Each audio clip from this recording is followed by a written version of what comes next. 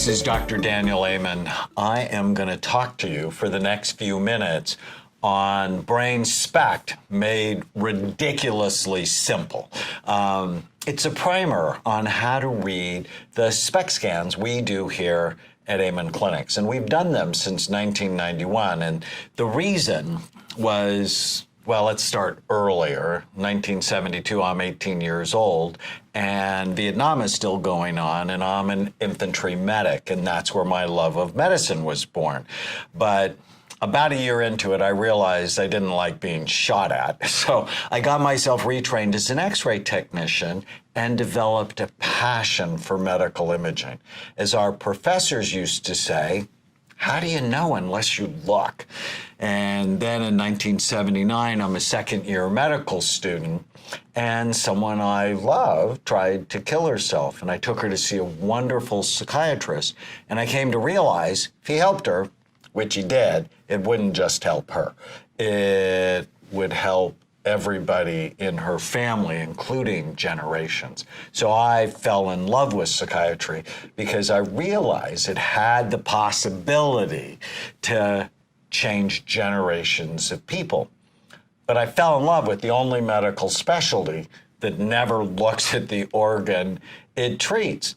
And in 1991, I went to a lecture on brain SPECT imaging. And if you take SPECT and combine it with psychiatry, it really created a revolution in my life. The doctor who taught me about SPECT said it's a tool to give psychiatrists more information to help their patients. And so SPECT basically tells us three things: good activity, too little, or too much. And then our job is to balance the brain. So the image on the left, we're looking down from the top, shows full, even, symmetrical activity. The color's not important. It's the shape that matters. And it helps us see healthy and low areas of activity.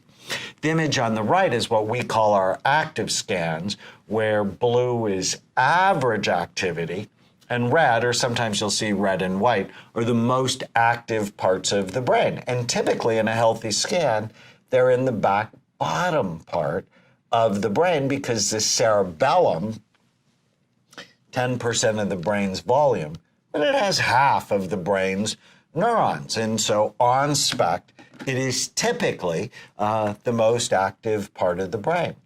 And I got really excited about the imaging technology. So you can see healthy versus someone who had 2 strokes. SPECT was actually initially designed to look at vascular function in the brain.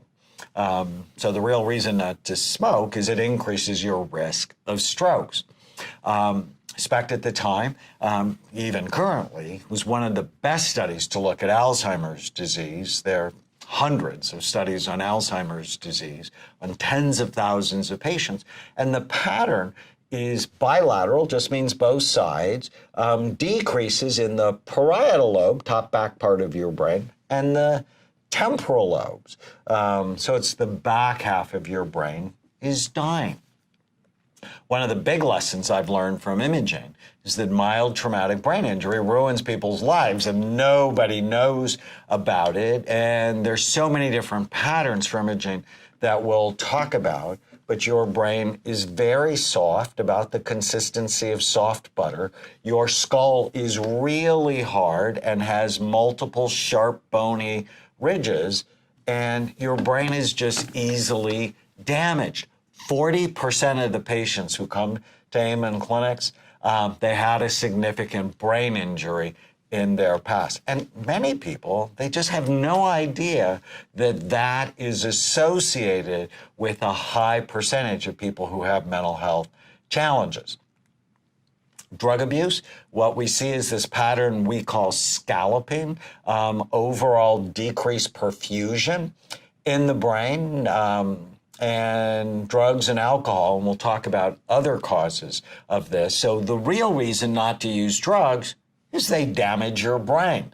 So when I saw these awful scans, I brought them home to my 4 children and effectively induced anxiety disorders in all 4 of them. But what about when the brain works too hard? We often see that in OCD, where the front part of your brain works too hard. In seizure activity, where we'll see a focal hotspot in the brain, and SPECT initially was used for patients who had seizure disorders. And, one of the questions that I get asked is, well, I can tell clinically. And I'm like, really? How can you tell clinically what is going on in someone's brain? So, no, you can't. SPECT scans help you see the underlying physiology of a patient's brain. So it tells you if it works too hard or not hard enough, if there's a toxic pattern, or if there's trauma. SPECT, one of the big lessons we learned is it taught us that all psychiatric illnesses, schizophrenia, bipolar disorder, depression, autism, ADHD, addictions are not single or simple disorders. They all have multiple types. And so I've written books on ADHD and addiction and anxiety and depression and obesity. You have to know what type their brain is, because that helps to target treatment. SPECT scans help you see if there's been trauma. Again, remember, 40% of patients, the effects of chemotherapy are not good on your brain. Even infections like herpes or Lyme disease, we can often see the chronic damage. Often it'll tell us if our medications are toxic. This is why I don't prescribe benzos hardly at all anymore, because they cause overall low blood flow to the brain. It sort of looks like some of our drug abusers. The SPECT scans help us prevent mistakes, such as you never want to stimulate a brain that's working too hard or calm down a brain that is underactive. That can precipitate a disaster. Or in this boy, a 17-year-old boy who wanted to cut his mother up into little pieces, he had a huge cyst the size of a tennis ball in the left hemisphere of his brain. And he'd seen 6 psychiatrists, was in residential treatment, drug treatment, failed all of those. And, the thing I always say is, how do you know unless you look? Scans help addicts in so many ways. One, it breaks denial. It can increase compliance. People want a better brain. It helps us understand comorbidity like head trauma or toxins. You can do follow-up scans. It's the biggest lesson we've learned. You're not stuck with the brain you have. You can make it better. And we use it in education and prevention. Our drug education poster actually hangs in about 100,000 schools around the world. SPECT scans, and I love this, it decreases stigma. Because people see their problems as medical and not moral. It decreases shame, guilt, self-loathing, and anger. It increases compassion and forgiveness for their families. It increases compliance. We have nothing else in psychiatry that is this powerful or this immediate. Scans help people know their brains can change. You're not stuck with the brain you have. You can make it better. This is a mixed martial artist patient before, and literally 2.5 hours later, after we put him on a cocktail of supplements that we created specially for him. Now, it didn't mean his brain was going to stay better. He had to take them over time, but you're not stuck with the brain you have. The SPECT scans completely changed the discussion about mental health. What I learned early on as a psychiatrist, nobody wants to see a psychiatrist. No one wants to be labeled as defective or abnormal, but everybody wants a better brain when they understand it.